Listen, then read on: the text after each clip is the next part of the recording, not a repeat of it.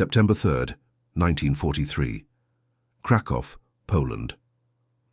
The early morning fog hung over the cobblestone streets as prisoner transport vehicles rumbled toward the Płaszów labor facility. Inside one of these vehicles, 24-year-old Hanna Blumenthal clutched a small cloth bag containing her few remaining possessions. Believing that her transfer from the Kraków ghetto meant she would at least have the opportunity to work and survive. She had no idea that within 24 hours she would come face to face with her own mortality not once, but twice, at the hands of the same man. Before we dive into this story, drop a quick hi in the comments and tell me where you're watching from. It really helps support the channel. This is the remarkable account of how a single moment of unexpected humanity during one of history's darkest chapters would later be tested to its breaking point, forcing one guard to make an impossible choice that would alter multiple lives forever. The autumn of 1943 marked a turning point in the European conflict. The German military leadership faced increasing pressure as production capabilities strained under Allied bombing campaigns. The monthly aircraft production had fallen by 17% compared to spring figures, while fuel reserves dipped to concerning levels. Colonel Wilhelm König, the newly appointed inspector for the labor facilities in the Kraków district, arrived with strict orders to maximize productivity and eliminate unnecessary burdens on the system. "The current output is unacceptable," König announced during his first staff meeting at Płaszów. Berlin expects 200 additional uniforms per week from this facility alone. Anyone unable to contribute to production goals will be deemed surplus to requirements. Senior Officer Franz Müller nodded in agreement, having built his reputation on efficiency.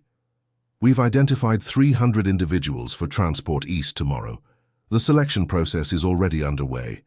For Lieutenant Stefan Brandt, these routine discussions had once seemed perfectly rational. A 28-year-old former university student from Dresden, Brandt had initially joined the German forces with patriotic fervor. 3 years into the conflict, his enthusiasm had given way to mechanical compliance. The daily operations of the facility had become a blur of paperwork, inspections, and management of the guard rotations. "Lieutenant Brandt, you'll oversee the afternoon intake processing," Muller instructed, sliding a clipboard across the table. 200 new workers arriving from the ghetto liquidation. Process them efficiently. Anyone too weak, too old, or too educated for manual labor goes on the transport list. The intake procedure was standard. New arrivals were registered, possessions confiscated, and skills assessed. Those deemed useful were assigned work details. The others were designated for relocation. Brandt had performed this duty dozens of times, maintaining the detached efficiency expected of him. Yet something had begun to change within him in recent months. The letters from home described Dresden under increasing aerial bombardment. His mother wrote of food shortages and curfews. The home front was experiencing hardships that made the clear divisions between victim and victor increasingly blurred in his mind. At exactly 1400 hours, the transport vehicles arrived. Brandt stood at attention as the new arrivals were ordered into formation in the main yard. Sergeant Klaus Weber, a veteran guard known for his strictness, barked orders through the yard. "Form 4 lines, keep moving. Documents ready for inspection." The processing began efficiently. Brandt reviewed papers, made notations, and directed individuals to appropriate stations. He maintained minimal eye contact, a practiced technique for depersonalizing the process. 2 hours into the procedure, a young woman with dark hair and unusually bright blue eyes stepped forward. Her posture was different from most new arrivals, straight-backed and composed despite obvious exhaustion. "Name?" Brandt asked without looking up. "Hanna Blumenthal," she replied in fluent German. "I speak German, Polish, and some English. I worked as a seamstress in Kraków." Brandt glanced up, momentarily caught off guard by her direct gaze. Occupation skills noted. Age? 24. Previous illness? None. Something about her calm dignity made him pause slightly longer than protocol dictated. The efficient processing rhythm faltered for just a moment. In that brief pause, their eyes met, and Brandt experienced an uncomfortable recognition of her complete humanity. Not just a number on his clipboard, but a person with a life, history, and future, or what should have been a future. "Proceed to Station 3, what he said, returning to his clipboard. As she moved away, Brandt noticed a small item fall from her concealed cloth bag, a simple wooden carving of a bird. Without thinking, he picked it up. Protocol dictated all possessions be confiscated. The proper procedure would be to add it to the collection bins or simply discard it. "You dropped this," he said, extending his hand. The surprise in her eyes was evident. Small acts of basic decency had become so rare that even this minor gesture seemed remarkable. "It was my father's," she said quietly. "He carved birds." "Move along," Sergeant Weber shouted from nearby. "No conversation." Brandt quickly placed the carving in her palm and turned to the next person in line. The entire interaction lasted perhaps 15 seconds, but it created a hairline fracture in the wall of detachment Brandt had carefully constructed. That evening, as Brandt completed his reports in the administrative building, Colonel Koenig entered unexpectedly. "Lieutenant Brandt, your intake processing statistics are commendable. 197 processed in just under 3 hours. "Thank you, Colonel," Brandt responded, standing at attention. "I've been reviewing personnel assignments. You've been here 8 months without rotation to frontline duty. Your efficiency could be valuable elsewhere." "I serve where assigned, sir." "Indeed. There's an opening for a company commander on the Eastern Front. However, I first need officers who demonstrate complete reliability in all aspects of duty." Brandt understood the implication. His performance was being evaluated. Advancement, or perhaps even survival, depended on demonstrating unwavering commitment to the system. "Tomorrow morning, you'll oversee the transport preparation. 600 individuals, including those from today's intake, who failed to meet labor requirements. I'll observe the procedure personally." "Yes, sir." After Koenig departed, Brandt reviewed the transport list. The familiar bureaucratic language concealed the reality. These people would not be relocated to another facility. The transport east was a euphemism that most staff understood, but never discussed directly. As Brandt scanned the names, he stopped at one: Hannah Blumenthal. Her designation read, "Intellectual background suspected. Potential security concern due to language skills." Brandt stared at the name. Just hours earlier he had spoken to her, touched her hand while returning the carved bird. Now her name appeared on a list that effectively marked her for elimination. The abstract nature of his work suddenly collapsed into concrete reality. That night, Brandt slept poorly. Fragments of memory intruded into his consciousness, his university ethics professor discussing moral philosophy, his mother's voice reading stories about knights and honor, the bright blue eyes of Hannah Blumenthal looking directly at him as though she could see through his uniform to whatever humanity remained beneath. Morning arrived with grey skies threatening rain. Brandt performed his duties mechanically, supervising the preparation of those selected for transport. Each person was processed, registered, and loaded onto vehicles under armed guard. The procedure was performed with the cold efficiency that the German military leadership prided itself on. Colonel Koenig arrived to observe, accompanied by Senior Officer Müller. They watched from a discreet distance, occasionally making notes. "Processing should be complete by 1100 hours, Brandt reported. "Excellent," Koenig replied. "However, there's a modification to procedure. Berlin has requested we document more thoroughly. Rather than standard transport, 20 individuals will be processed as examples. You will personally oversee this." Brandt maintained his composed expression, despite the sinking feeling in his stomach. Examples was another euphemism. "The selections have been made," Müller added, handing Brandt a list. "After morning roll call, you will take them to the south wall for processing. Photographs will be taken for the district headquarters records." Brandt accepted the list, his training preventing any outward reaction. 20 names. Third on the list, Hannah Blumenthal. The morning proceeded with mechanical precision. Roll call at 0600 hours, work details assigned. Transport preparations continued. Throughout it all, Brandt moved as though watching himself from a distance, his body performing its duties while his mind struggled with the growing weight of what was to come. At precisely 0900 hours, the names were called. 20 individuals stepped forward from the assembled lines. Among them stood Hannah Blumenthal, her face expressionless though her eyes remained alert.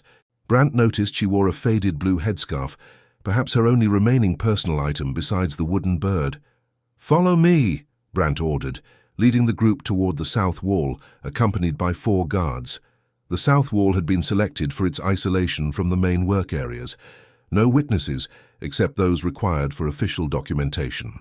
The 20 individuals were lined up facing the wall. Among the guards stood the facility photographer with his camera equipment. Colonel Koenig arrived, observing from several meters distance. "Proceed, Lieutenant." Protocol dictated efficiency. No unnecessary words, no hesitation. Brandt had witnessed such procedures before, though he had never been the primary officer responsible. He drew his sidearm, approaching the first person in line. "Turn to face the wall, he ordered. The man complied, elderly, perhaps 70, with trembling hands. Brandt raised his weapon, his training taking over.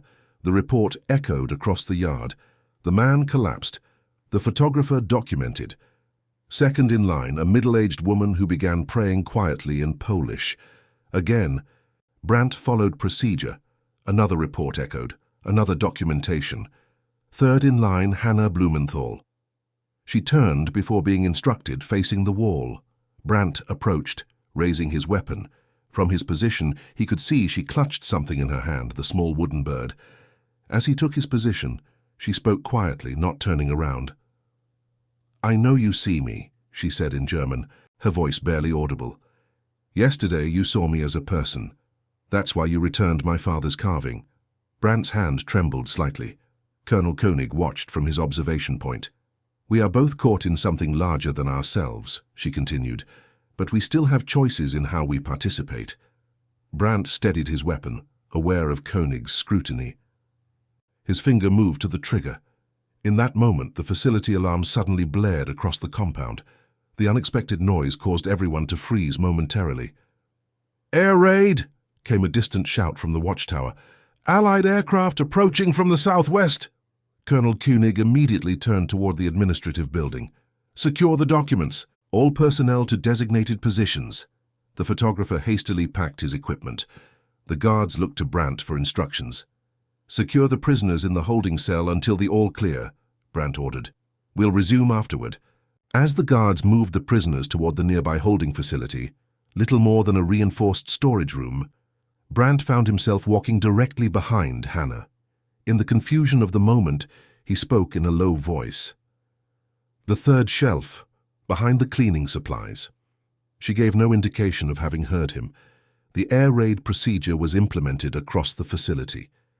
Though Płaszów itself was not the target, the nearby railway junction often drew Allied bombers. All prisoners were secured in work buildings or holding areas. Administrative staff moved to the reinforced basement levels. Guards took defensive positions. For 23 minutes, distant explosions could be heard as the railway facilities several kilometers away were targeted. When the all-clear finally sounded, Brandt returned to the south wall area. Colonel Koenig arrived shortly afterward. "Continue the procedure, Lieutenant," he ordered. Brandt dispatched a guard to retrieve the prisoners from the holding cell. When the guard returned, his expression showed concern. "Sir, one prisoner is missing." "Missing? Impossible!" Brandt responded with appropriate outrage. The room was secured. A search of the holding cell revealed a removed ventilation grate near the ceiling, hidden behind tall shelving units containing cleaning supplies. One prisoner had managed to escape during the confusion of the air raid. Hannah Blumenthal was gone. Colonel Koenig's reaction was immediate and severe. "This is unacceptable. Lieutenant Brandt, your negligence has resulted in a security breach. You will organize search parties immediately. The escapee must be recaptured before nightfall."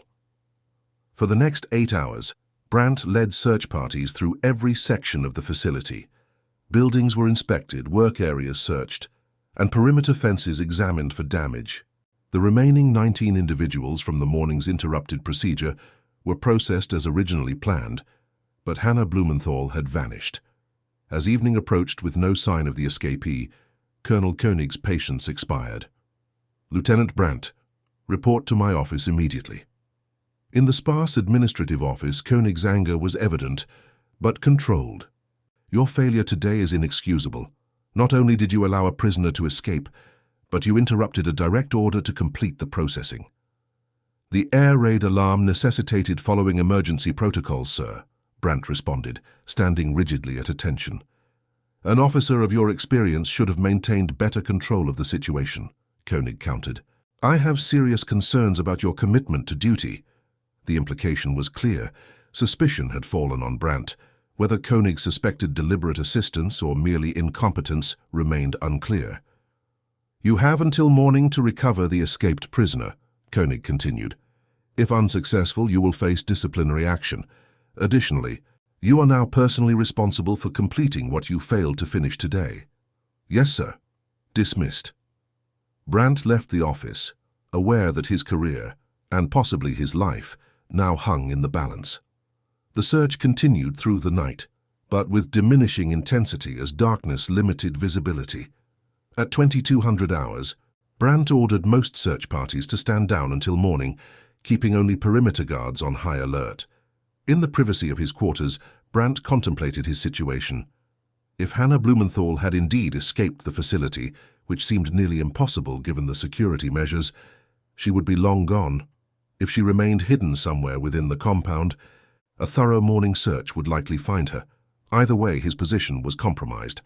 Sergeant Weber appeared at his door shortly before midnight. Lieutenant, Colonel Koenig has requested updated search reports. Inform the Colonel that search parties will resume at first light, Brandt replied. Perimeter security remains doubled. After Weber departed, Brandt made his decision. He removed his sidearm, secured it in its holster, and put on his overcoat. The autumn night had turned cold, with a light drizzle falling over the compound. Brandt made his way to the officer's gate, nodding to the guards. Conducting perimeter inspection, he explained. Reports of possible fence damage in the northeast section. Yes, Lieutenant, the guard responded, opening the gate. Brandt walked purposefully along the outer fence, occasionally stopping to examine sections as though conducting a legitimate inspection. When he reached the northeast corner, where the facility's boundary met a wooded area, he paused longer. The guard tower spotlight swept across the area at regular 30-second intervals. During one such interval, Brandt slipped into the tree line. Moving carefully through the darkness, he followed a narrow path that led away from the facility. After 20 minutes of cautious progress, he reached a small groundskeeper's shed that stood abandoned since the area had been requisitioned for military use. The shed appeared empty and undisturbed. Brandt approached slowly, listening for any sound. She would have continued moving, he told himself. This would only be temporary shelter. Nevertheless, he carefully opened the shed door. The interior was dark and seemingly vacant. Old gardening tools hung on the walls. Empty seed containers sat on dusty shelves. As his eyes adjusted to the darkness, he noticed a subtle movement in the far corner. Hannah, he whispered. Silence followed, then a quiet voice. Why are you here, to take me back? Hannah Blumenthal emerged from behind a stack of empty crates. Her blue headscarf was gone, her hair now covered with a dark cloth that helped her blend into the shadows. You need to keep moving, Brandt said. They'll search this area thoroughly at first light. She studied him cautiously. You told me where to find the ventilation grate.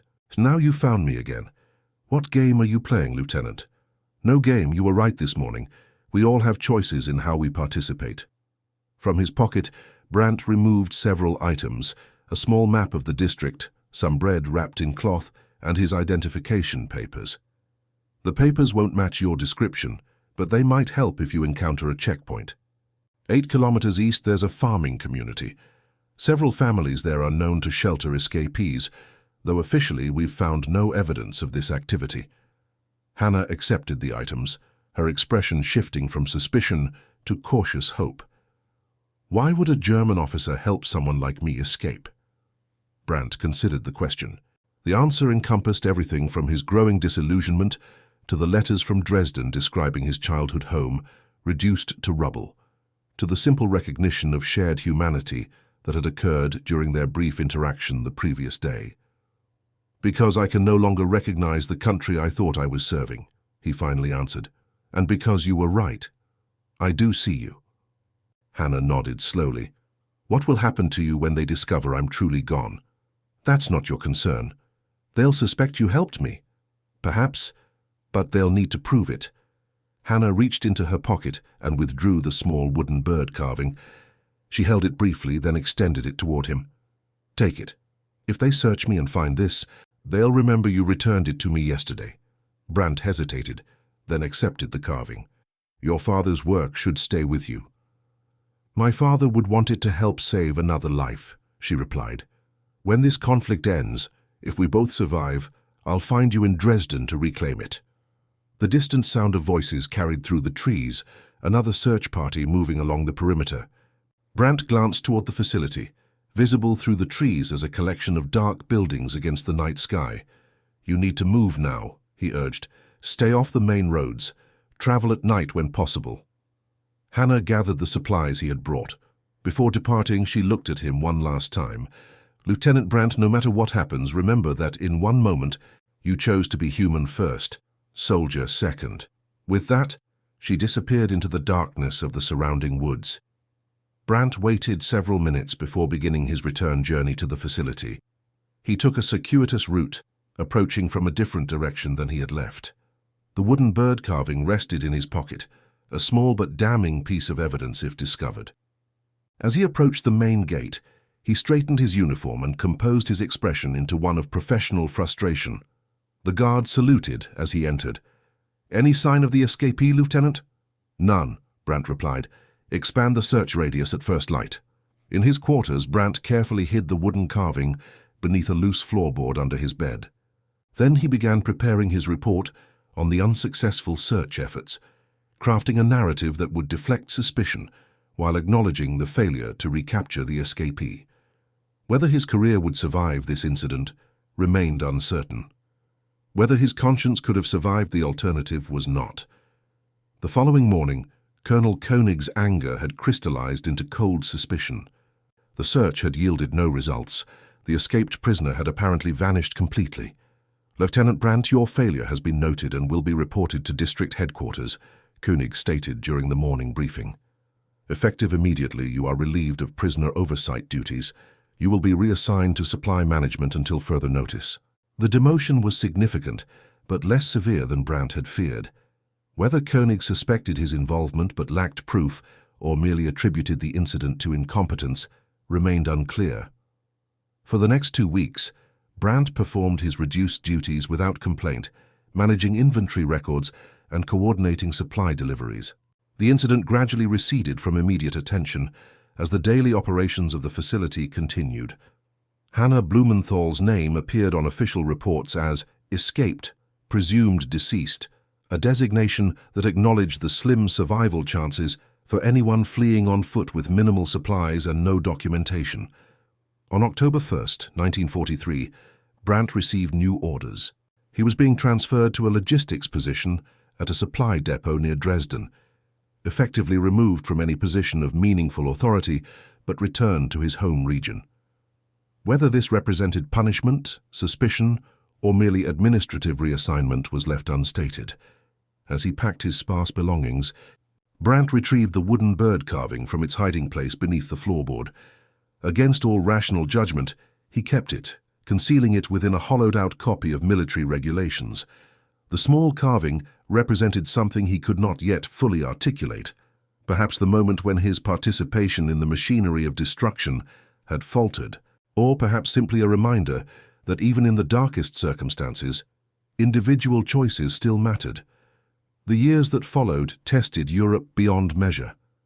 Dresden, where Brandt was stationed, suffered catastrophic bombing in February 1945. The supply depot was destroyed, and Brandt sustained injuries that left him hospitalized when the conflict finally ended 3 months later. As a former military officer, he faced questioning by Allied authorities, but was eventually classified as a non-essential personnel without documented involvement in major operations. For nearly 2 years after the conflict ended, Brandt worked as a translator for British occupation forces, while Dresden gradually began its long reconstruction. The carved wooden bird remained one of his few possessions that had survived the bombing, kept in a small box in his modest apartment.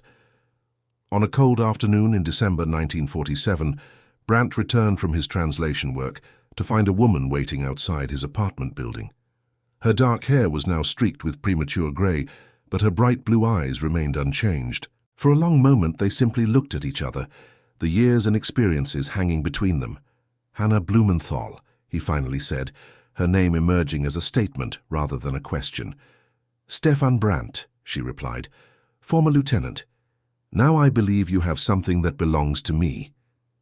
Inside his apartment, Brandt retrieved the wooden bird carving from its box.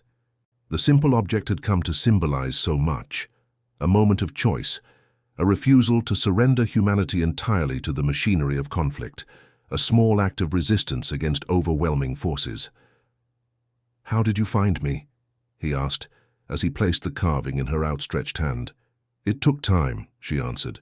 "After liberation, I made my way to Palestine briefly, then returned to Europe to search for surviving family members. I found none, but I did find people who knew of a German officer who had been transferred to Dresden after allegedly allowing a prisoner to escape." "And now? What will you do?" Hannah studied the carving, running her fingers over the smooth wooden surfaces her father had shaped years earlier. "I'm working with an organization that helps displaced persons relocate and rebuild their lives. There's so much work to be done." "Yes," Brandt agreed. "There is." An uncomfortable silence fell between them, two people connected by a singular moment of humanity amid years of inhumanity. What could possibly be said to bridge such a gulf? Finally, Hannah spoke again. "I didn't come only for the bird. I came to tell you that your choice mattered. One person survived who would not have otherwise.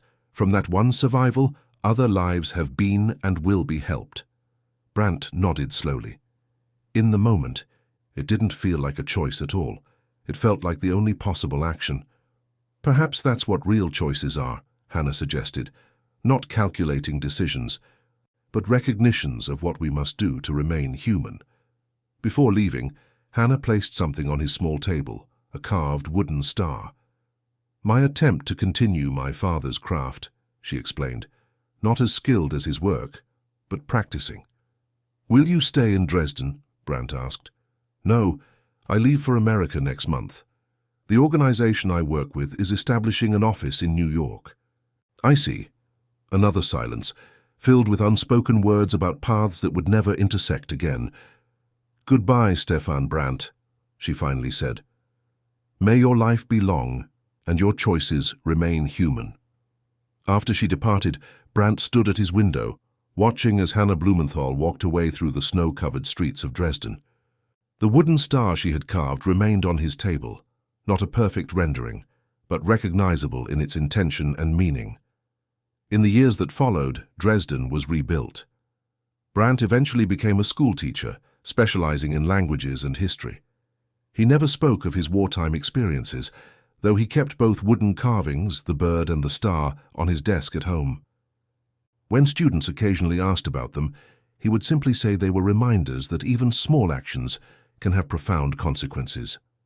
In 1971, Brandt received a letter postmarked from New York.